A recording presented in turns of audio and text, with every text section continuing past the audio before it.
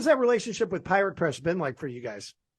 A really good way to look at it is that labels have different things that they want, right? Mhm. Like, arguably, all of them want to make money, but the way that they want to do that is all different.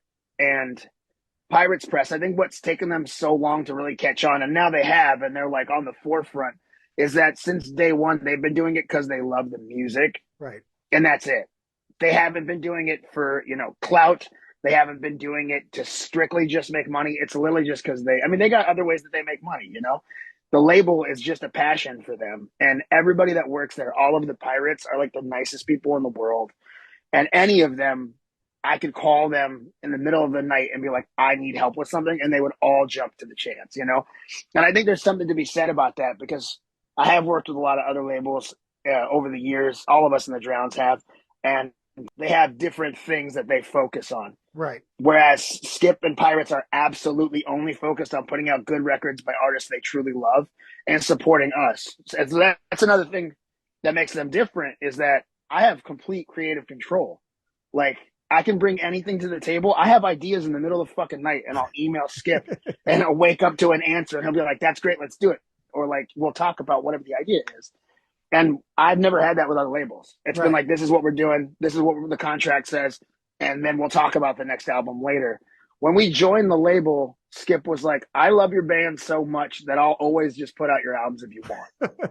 He's like, whatever we got to do. And I was like, okay. So the story real quick of how we got on there, younger bands are always asking us like, how did you do it? And I always just tell them it kind of was like a kismet kind of thing. Like we didn't seek it out.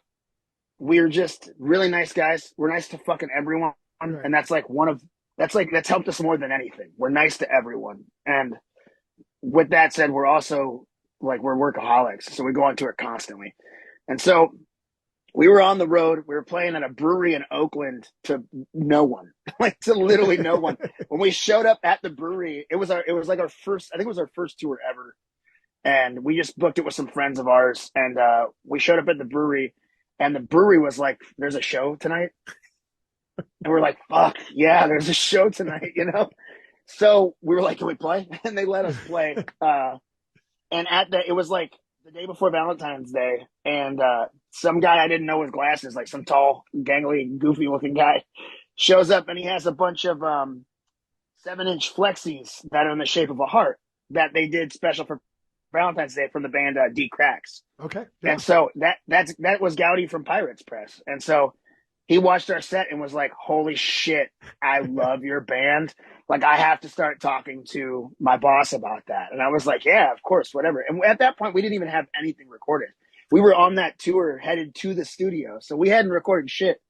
And so since day one, they've been supportive. And the conversations just started from there. And after we self-released with some buddies, our first album, View from the Bottom, immediately after that, Skip was like, I'm in, let's do it. And so we really lucked out. But it is those two things. We toured before we even had anything recorded. We just got on the road to get on the road. And then we were just nice to everybody. And that kind of, paved the way for us, I guess.